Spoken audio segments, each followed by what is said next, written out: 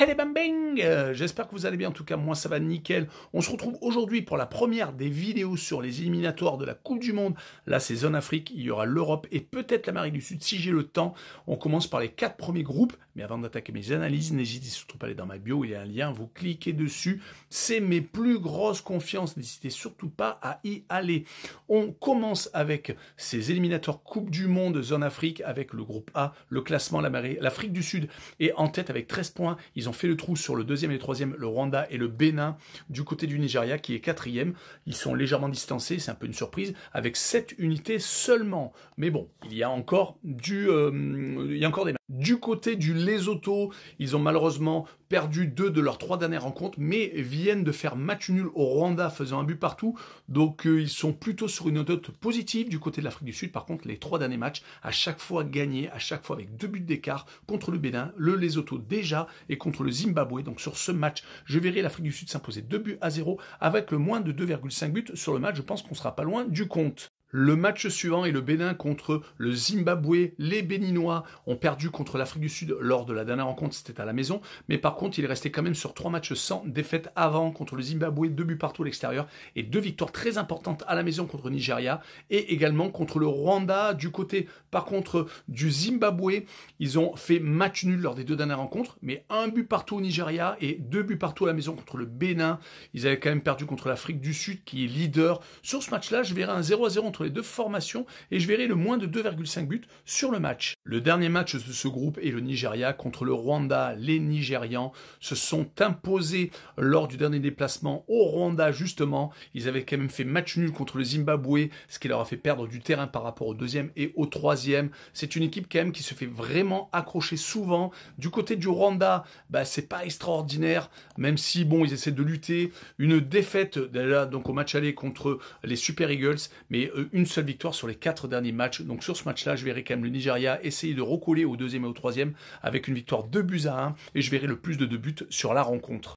Poursuivons avec le groupe B et la Côte d'Ivoire qui est en tête avec 16 points, mais je suivais juste derrière par le Gabon avec 5 victoires et un seul revers pour les Gabonais qui ont donc 15 points, un petit point de retard sur le leader et troisième le Burundi avec 10 points déjà quand même.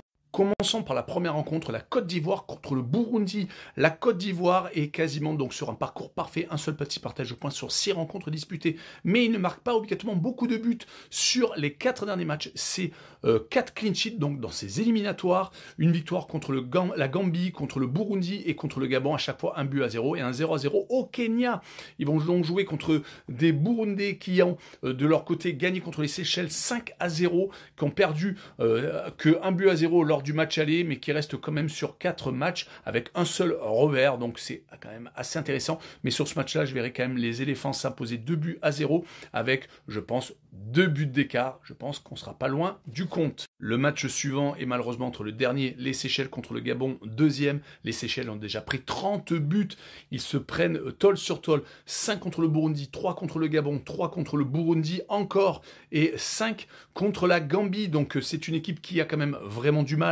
C'est un petit poussé du côté du Gabon. Par contre, on reste quand même sur 3 victoires consécutives avec au passage 8 buts marqués. Sur ce match-là, je verrai quand même un 3-0 avec les 2 équipes qui ne marquent pas.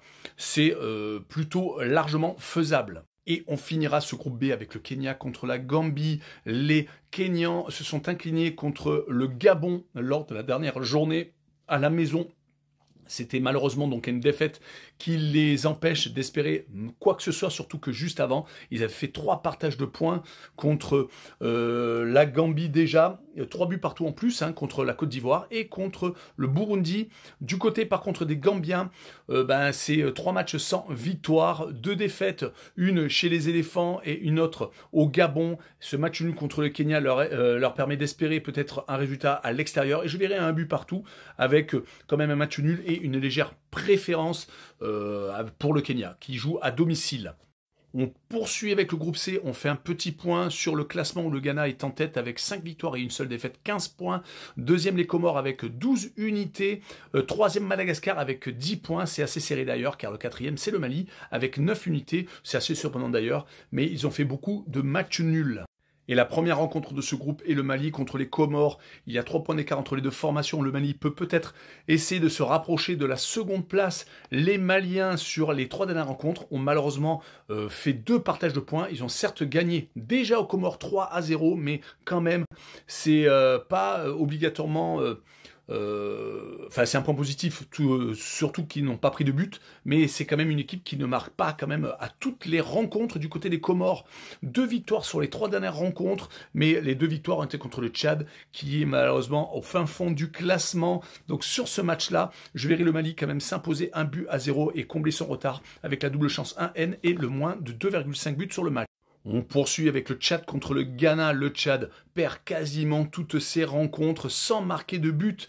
C'est ça fait déjà 5 matchs qu'ils n'ont pas marqué lors de ces éliminatoires de Coupe du Monde, que ce soit pour celle-là ou pour celle d'avant. Donc c'est quand même très compliqué, surtout qu'ils vont jouer contre le Ghana, qui de son côté reste sur 4 victoires consécutives, ayant gagné 3-0 contre Madagascar à l'extérieur, 5-0 déjà lors du match aller contre le même adversaire, contre l'adversaire du soir, je veux dire plutôt. Ils avaient également gagné 4-3 contre la République Centrafrique et avaient gagné 2-1 au Mali.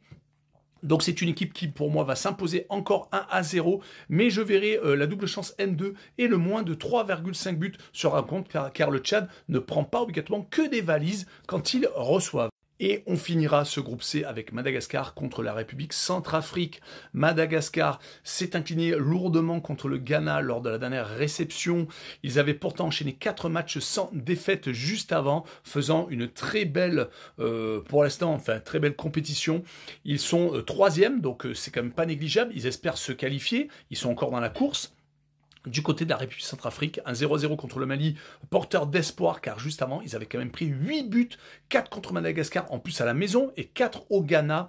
Sur ce match-là, je les verrai resserrer les boulons et faire encore 0-0 à l'extérieur cette fois-ci, mais avec un léger avantage peut-être à Madagascar, qui est quand même très bien classé dans cette poule. Et on finira avec les 2 dernières rencontres du groupe D, avec d'abord un point sur le classement où l'Égypte est en tête avec 16 unités, deuxième le Burkina Faso avec 11 points, donc déjà 5 points d'écart, et derrière eh ben, la Sierra Leone est troisième avec 8 points, et l'Éthiopie, la Guinée-Bissau avec 6 unités. En fin de peloton, c'est le Djibouti avec un petit point. Donc on attaque avec la première rencontre, la Guinée-Bissau contre la Sierra Leone. La Guinée-Bissau qui est mal en point, qui vient de perdre ses 2 derniers matchs contre le Burkina Faso et justement contre la Sierra Leone qu'ils vont recevoir. En plus, ils avaient pris quand même 3 buts lors de cette rencontre.